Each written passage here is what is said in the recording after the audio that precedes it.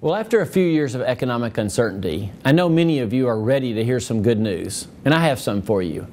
I really believe our state's economy is showing signs of coming out of the recession. We're in a strong position in Tennessee with a low tax rate and a very low level of debt. However, we can't ignore the fact that we will have more than $1 billion less in revenue to work with this year. During my first State of the State address, I explained where we are, where we plan to be, and how we will get there.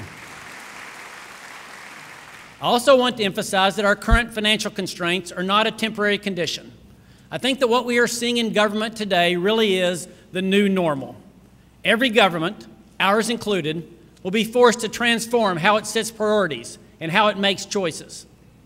10 years from now, we will not and cannot be governing the same way we did 20 years ago.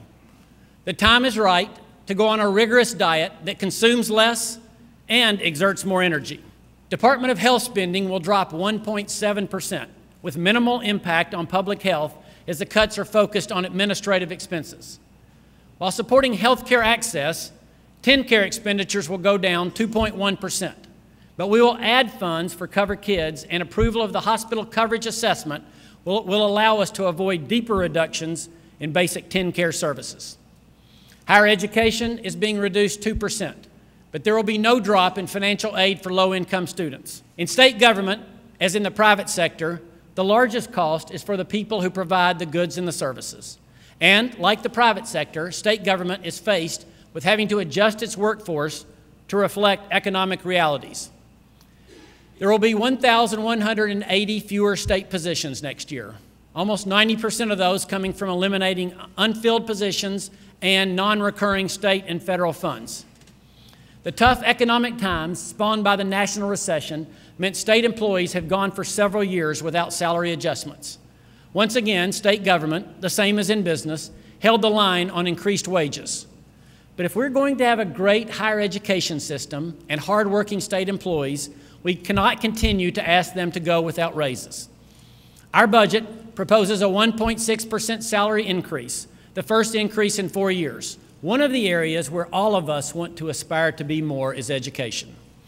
As we all know, there's been a lot of discussion about education, and particularly the role of teachers already in this legislative session. I want to be very clear. My goal is to treat teaching like the important and honorable profession that it is. My goal is to make Tennessee a place where great educators want to teach and feel rewarded and appreciated for their efforts. Because at the end of the day, there is nothing that makes as much difference in a child's academic progress as the teacher standing in front of the classroom. The future hinges on decisions we begin making tonight in this chamber and in the thousands of homes of Tennesseans who are seeing this address. A governor makes a difference by listening, learning, and then leading. The General Assembly makes a difference by casting votes for a new and better tomorrow and not being satisfied with propping up the past or becoming sidetracked. It is easy to spend when times are good, but the real test is whether we are willing together to make the hard decisions when things are more difficult. This is not an easy time to govern, but the people of Tennessee have hired us to solve problems, and we are committed to making the volunteer state the #1 place to live, work, and play.